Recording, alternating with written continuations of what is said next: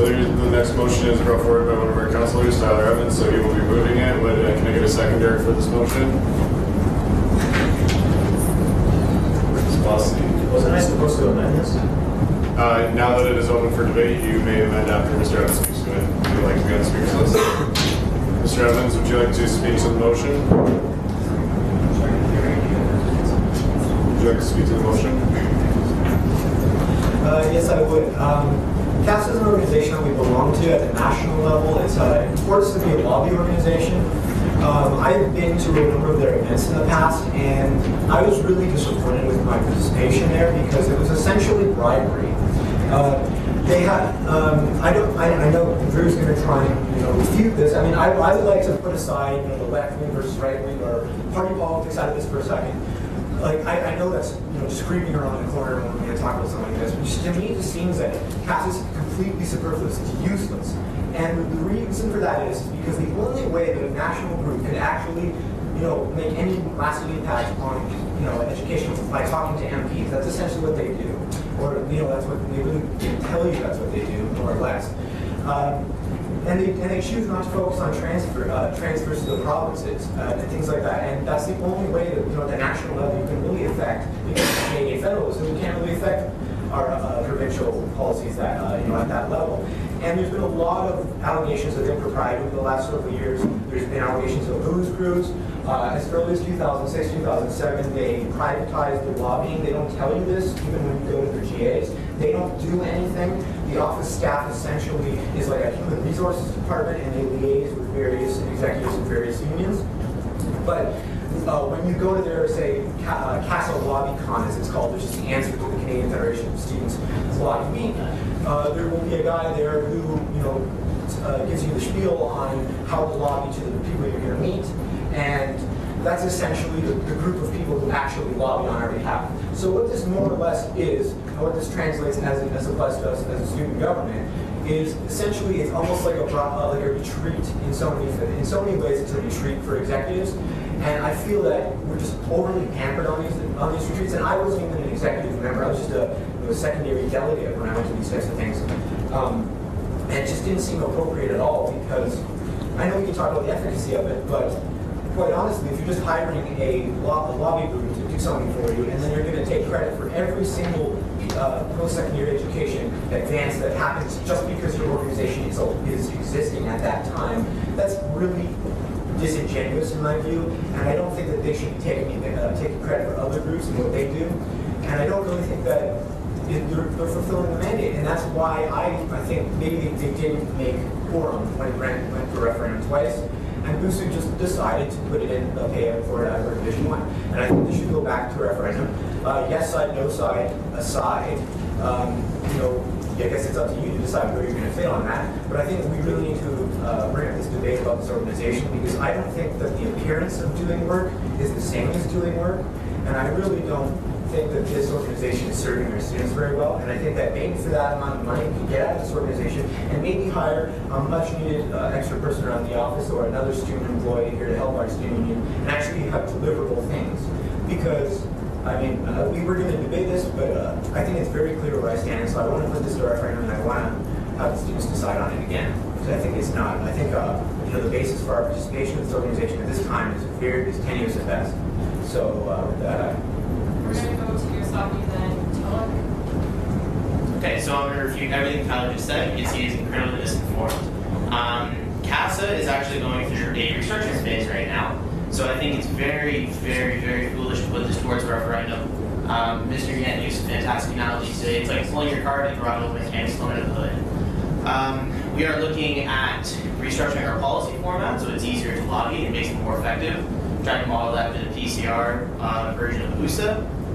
We're looking at redoing the entire board structure in terms of governance practices, board mandates, adding new board of directors to make it more efficient, and just the general diffusion in government structure of how CASA operates. His statement that home office is the ones that lobby and privatize is completely false. Last year there was at least 130 meetings set up between CASA members, which would be myself and somebody less Roland. from the 23 membership schools across Canada that actually met and lobbied with senators, MPs, private members, public servants. What else do I have?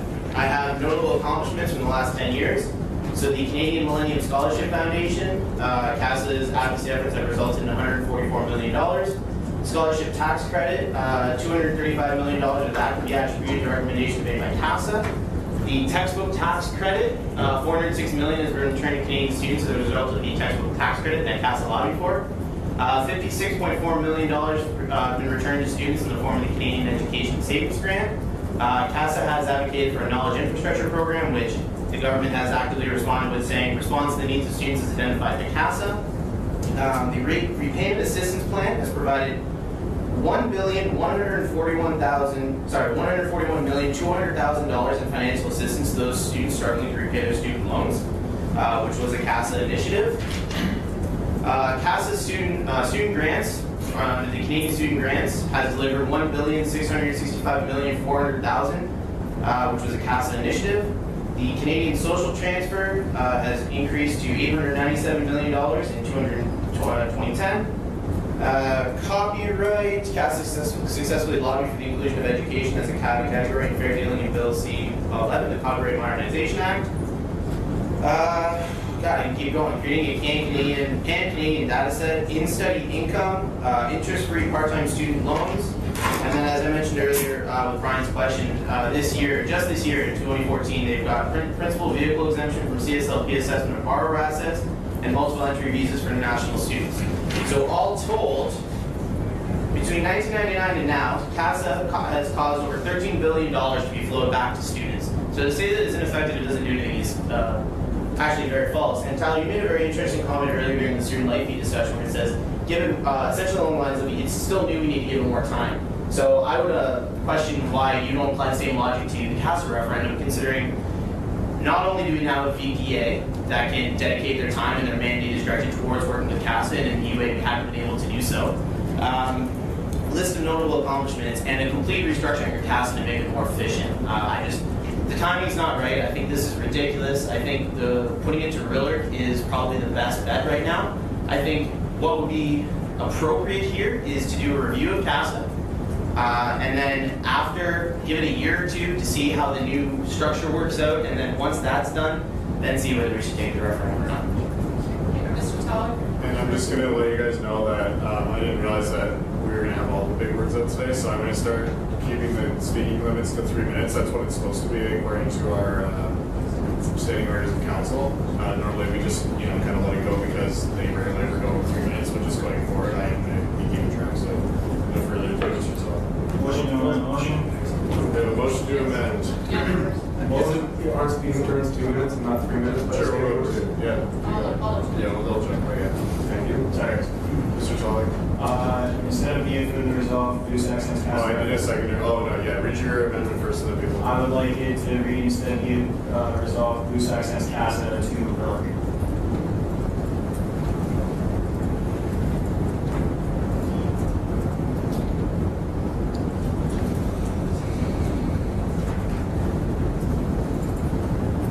Do I have a seconder for that amendment?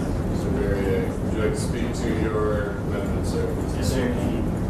How much time do I have, Mr. Speaker? You have 2 minutes. Thank you. It was my understanding up until a couple of days ago that we were told time and time again that CASA was fundamentally illegitimate due to the fact that CASA had no MOU, that there were referendums that didn't need quorum, but we still did it anyways. That turned out to not be true. I had to do some serious research for that link that I emailed you also. I hope you enjoyed it. It took me like a serious hour or two to actually find that thing on the broad press, but it turned out that, again, it did technically pass. As for not having an MOU, and what can RILRC do? First of all, this is part of its whole mandate. It's supposed to check these things out in the first place. So that's the very purpose of it, and to give us a recommendation. Second of all, if it took me 2 hours to find that information, no one RILRC would be able to find which is supposed to have more access to information than I ever would. And third of all, I would really like to say that the Constitution, even though it has no MOU, and even though BUSAC wants to decide this one, it seems, the Constitution very, very clearly states that it's still recognized as a referendum, and as such, the mandate for bylaw 4200, specifically sections 5 and 6 would give RILRC the authority to examine it and then make a recommendation. And so this is a procedural error. It should pass through RILRC, as far as I'm concerned, before going to referendum. And I would appreciate it if you would support me in that decision. Thank you, Mr. Tully. We just double checked with the standing orders, and it's actually 90 seconds. You were like 122, so that's good. And so now we are going to start a new speakers list for the recommendation or the amendment. So, Mr. Evans. Okay, I was just going to say, I find it wholly inappropriate to send to RILRC because this isn't like a custodial job here. I think as an organization we need to realize whether or not we're whether or not we're going to gain, whether we're going to lose by being a member of this organization. And I know, like you said, we'll give it a year or something. You talked about, students setting up all these meetings. I've been to these meetings, and they actually had me, like, I was so upset from these meetings that I don't know, I didn't go to the social afterwards because, quite honestly, sitting in a room with an MP, getting a photo opportunity, shaking their hand, and being told, "Oh, great, you're going to be a great member of the party someday," does not qualify as lobbying of any kind. So I mean, and when I was there, a great achievement of CASA was to get one of the backbenchers in Parliament to say, "Oh yeah, thank you for allowing CASA." I'd like to remind everyone that CASA's here. I don't see this as being very appropriate. And I don't think RILRC is the way to go with this. And I think as an organization, like I said, we need to really decide whether we want to be part of this organization or not. Because the money could be spent elsewhere. It could be spent in legitimate lobbying efforts or in legitimate efforts here on campus. Because quite honestly, like Drew said, he refuted me. He did not, because he just listed off a number of things that have come to pass during the time period which CASA has been alive.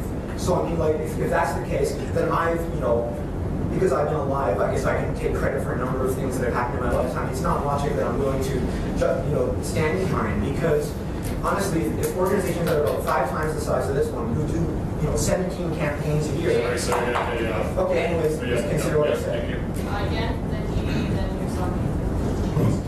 So I find it really interesting that council last year, as the chair of RILRC, I'm not going to speak to this one way or the other, but I find it really interesting that council preached all this accountability, so we created a committee that would oversee and review things so that we would avoid witch hunts and McCarthyism.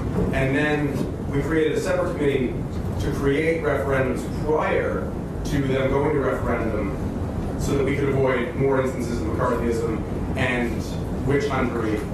And then now that we have those 2 committees, we have an individual come before the council who is doing just that, witch hunting and McCarthyism, when we have 2 mechanisms at our disposal to be able to provide all the relevant information necessary to make the most informed decisions possible. And I think that it's a little bit premature, given the things that Mr. BUSAC said. My full quote actually was, it's a little bit like selling your car while the car is still up in the hoist in the mechanic shop. It's a little bit premature to do so.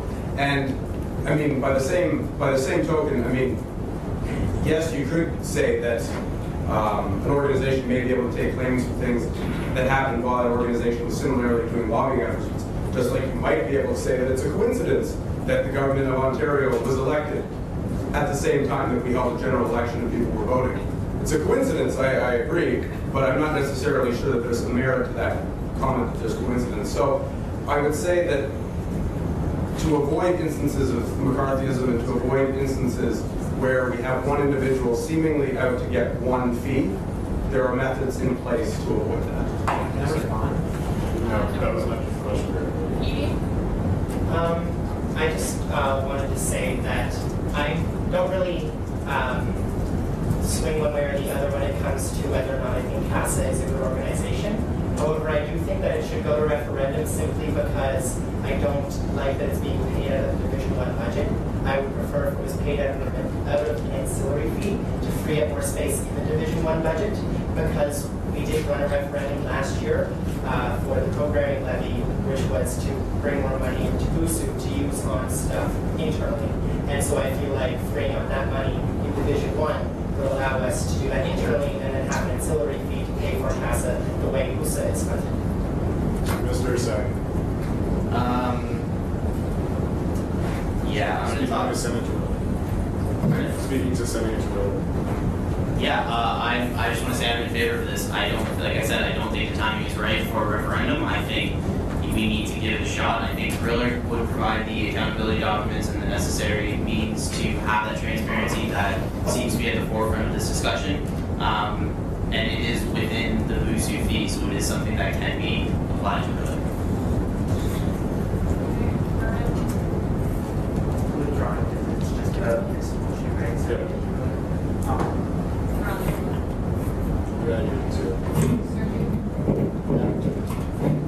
You're on this thing, so go ahead. As an observer of this issue, the is CASA good or bad seems less important than was it approved by referendum in the first place. In 2002, it was went to referendum but did not reach quorum, and then council decided to start to pay for CASA out of Division 1. So that's why I think that we could hear a very interesting debate between perhaps Mr. Evans and Mr. Usaki sometime in February that indicates, that allows that conversation to take place. I haven't really settled on who's right in this question, but I would love to hear that conversation happen. And now that we have a Brock University which is much more engaged than in 2002, certainly quorum will be achieved. And then, as Calvin said, the ancillary fee will provide for CASA, while Division 1 will be freed up for that $55,000, whatever it is. That's my statement. Thank you. Mr. Dubé. Thank you for that. So, sorry. Sorry. Mr. Marshall. I don't understand how it can go to RILRC, sorry, when it's not a levy and it wasn't passed by referendum. BUSAC could send it to a committee, regardless of its. But it's a line on Bush's budget, it's not a levy, it's not a fee. Yeah, it doesn't mean that RILRC can't examine it when we resolving it or making a recommendation. Did you send any line of Bush's budget? Point of order. It's back and forth. Right. It's information, I don't know, I'm just confused as to why we're talking about sending to it, it's not. Would you like to comment on this, Mr. Gibbs, at all, as chair of RILRC, or the idea of sending something from the budget to RILRC? It is council's decision whether or not they believe that there is something that should be examined by the referendum implementation levy review committee. As identified, there's a number of different iterations and things that are associated with CASA coming out of the Division 1 budget that are referenda, and as a result, it is more than suitable to fall within the purview of RILRC. Additional to that, RILRC already has collected a substantial amount of information with regard to CASA's two referendums, as well as CASA coming out of the Division 1 budget. And not to say that there's a lot of misinformation flowing around the room, but as the chair of RILRC and the person who is responsible for collating a lot of that data, there's a lot of misinformation flowing around the room. Okay, we're gonna go to Subi, then Tulloch, and then second. So, as to my understanding, and given I'm a new counselor, whenever I was having a look at both the Constitution and the bylaw and the Constitution both recognize this as a legitimate referenda, and the bylaw clearly states in Section 5 that it has to maintain a fee tracking chain. And given, even though it's not technically like it comes out of students' pockets, it's still a fee by very definition. Really, we still have the legitimacy to go through this. And furthermore, I would like to point out that for the longest time, again, with CASA, we always thought that it was, sort of an illegitimate one. Several news reporters published that it was an illegitimate one because it was never an MOU, never really passed, and that turned out to be false. And so I think the great idea about RILRC is that a lot of this information that we didn't know or that was blatantly wrong could come to light with a little bit more of an objective why that's empowered to do such a thing in the first place. And it seems to me that RILRC would be the best suited for that. Ms. Bossy? You guys be very big up. No. You're on again in a second, so I'm not gonna do that. Good try though. Mr. Rose. To echo Mr. Tulloch, I'm also new to the governance and structure of BUSAC. From what I've learned, things have been put in place for this exact reason, and the chair of RILRC advises that this is something that falls within that committee's mandate. Like, why do we create these committees if not to use them? So we got Evans. Anyone else for first round? comment? Okay, we're gonna go back to Evans, again, and Janine. Okay, I'm going to speak specifically on this motion because the motion is to send it to RILRC or just to send it to referendum. I want nothing more than to be able to stand up and debate this until I'm red in the face in February. So I'll leave that tonight and I'll do that in February if you'll allow me. But I don't think RILRC is the proper channel to go through with this because, quite honestly, I see RILRC as being rather custodial, and we have to consider it in the context in which it was created, because it was created to avoid these repetitive, almost like you said, witch hunt, like hunting after various fees, and that's because we had a couple of years where at least one fee, for example, went twice. So this fee has, like, we can't say that this fee has actually been visited by students in at least like a decade or something. So I think that this is honestly not just witch hunting. I'm not witch hunting anything. This isn't a witch hunt. This isn't McCarthy. So I'm honestly concerned about this fee, and I'd like us to seriously as an organization realize that it's important to decide now that if we want to be part of this or not. And I think we should also have the students make that decision. And heck, if it goes to referendum and it passes, then that's a layer of legitimacy, and we can discuss all the other things about that. But I don't think RILRC is the right way to go with this. Everyone again, next, and then Edie, and then Usagi. So I just want to be clear, I really don't care if this goes to referendum or not. I can teach college and I have other things to do. But what I would say is that RILRC was created specifically to avoid individuals going on McCarthyism. It was created because there were a couple road councilors in 2012 who didn't like rock radio and decided rock radio should go to referendum. Let's throw out the referendum and convince council that it should go to referendum. Without any supporting documentation or information, they just said, it's bad, we don't like it, let's go. And they happened to be the most eloquent speakers in BUSAC at the time, and BUSAC coalesced around the opinion and sent it to referendum. So we created a committee who would be responsible for collating all of the information and collecting the data necessary to be able to provide council with all of the information they need to make the most informed decision to determine whether or not a fee of any sort is being spent appropriately and whether or not it is worthwhile for the student body to review it. What we have here is, in all due respect to both parties, individuals providing their perspectives and providing oral reports of how they view CASA and whether or not it should go to referendum. And the rest of you in the room are required to either believe one or the other. In my personal opinion, that seems at best suspect, and at worst, we should call Joseph McCarthy and ask him whether or not he would take this as opposed to the scandal that broke over him. Okay, Mr. Edie. I was just wondering if I could make a friendly amendment to have it reviewed at the top of RILRC's list. So this would be the first thing that they would review.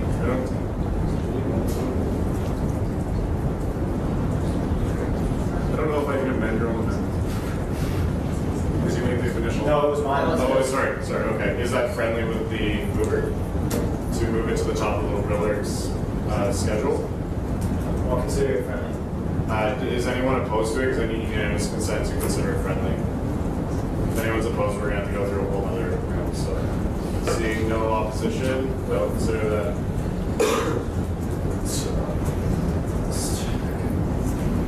We'll clean up the language later, but that'll do for now. Yeah, I want to speak to this again. I want to also remind council that RILRC's recommendations can be taken to referendum. It can absolutely come back to BUSAC and say, hey, we don't think this is right, we don't think that this is doing the CASA is worth the money, we don't think that they're doing a job, so let's put it to referendum. That is an outcome of RILRC. So if you guys think that referendum is a good idea, let it go to RILRC first, see what RILRC says, and RILRC could come back and say, take it to referendum. Okay, we're going back to the first dignitaries, so correctly, and then Campbell. Motion to call the question, we're going around in circles. Okay, do I have a mover? Seconder. Sorry. All those in favor of calling the question? Raise your hands high, please.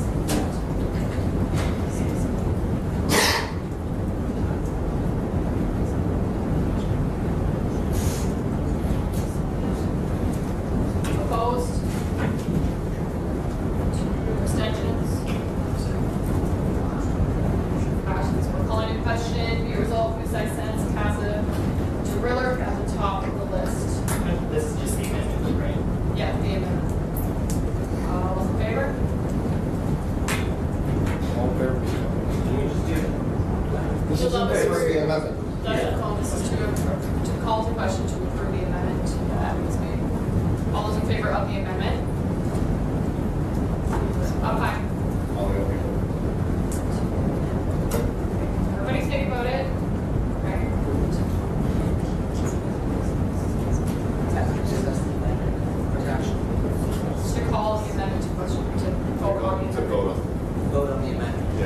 Okay, so we're voting on the amendment, people. Everyone hands all the way up.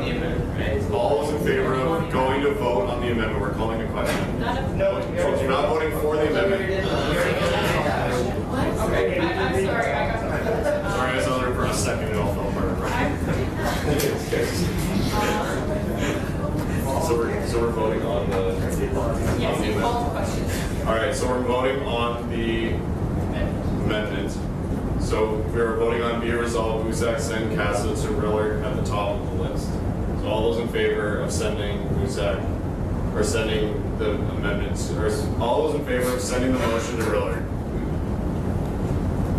Hands all the way up, like this. 1, 2, 3, 4.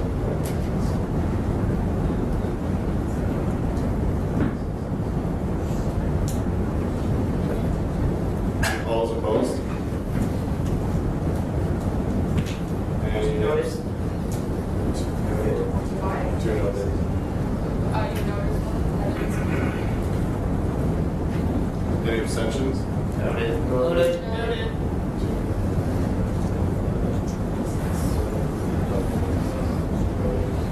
So who else was noted? Just leave your hands up.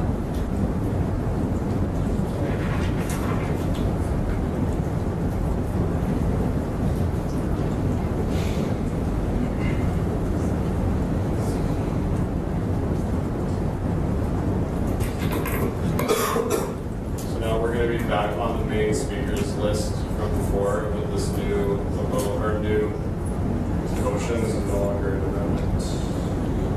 Would anyone like to continue to speak to this motion as it stands now? I believe we have a speakers list, so we should. We have Herman and Edie, Yen from Germany, and then Mr. Sergi. Anyone else that's going to withdraw? Okay. Mr. Edie? Withdraw.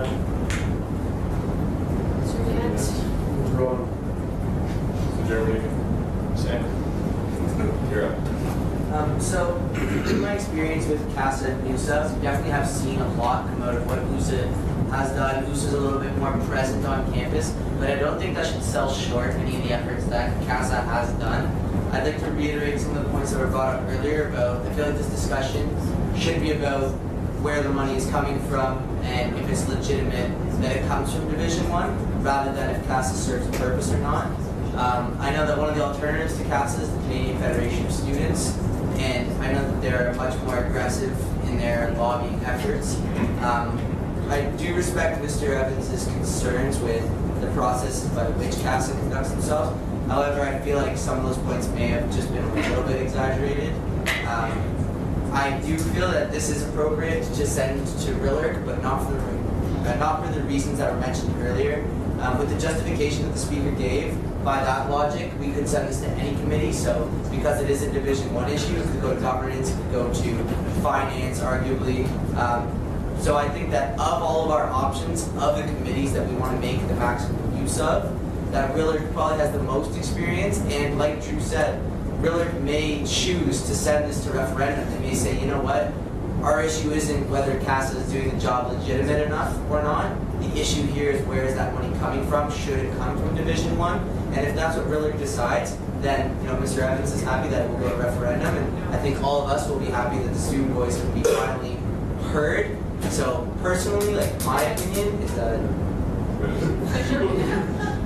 that the money issue is our main concern here, not the functionality of CASA. So I would like to point out too, off of a sort of side note, that given that CASA would end up going to RILRC, again, I feel as though it would bring up a lot of information that we might not necessarily have access to, given the fact that this was such a short time period. But I would also like to point out too that I think that both contesting parties in this case, be it the pro and con CASA side, should also support this too, because this is giving them the opportunity to voice their concerns if they are called to RILRC as the dissenting opinion or as the supporting opinion in the first place. And so this is a happy medium to everybody, given the fact that CASA, frankly, is a very unusual case in which a referendum got decided by BUSAC as opposed to anybody else. Okay, so. What are the pros for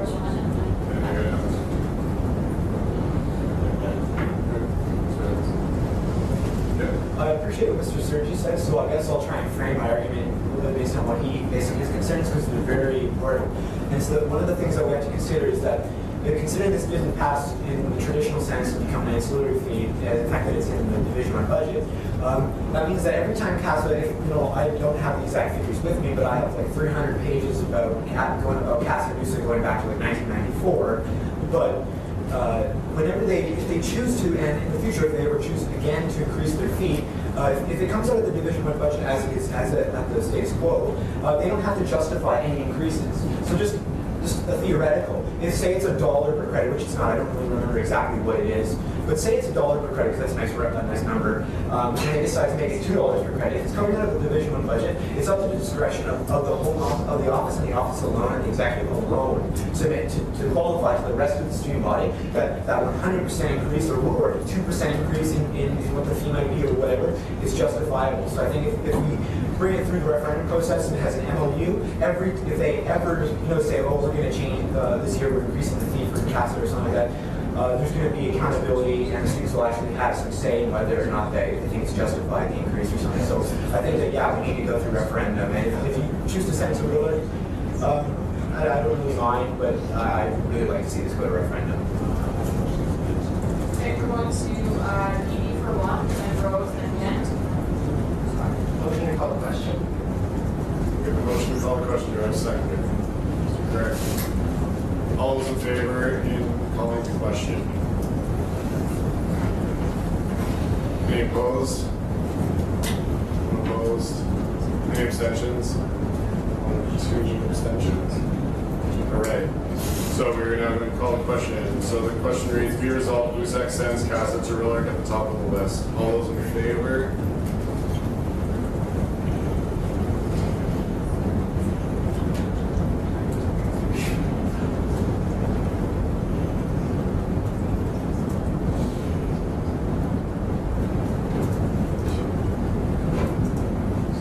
All opposed? Any abstentions?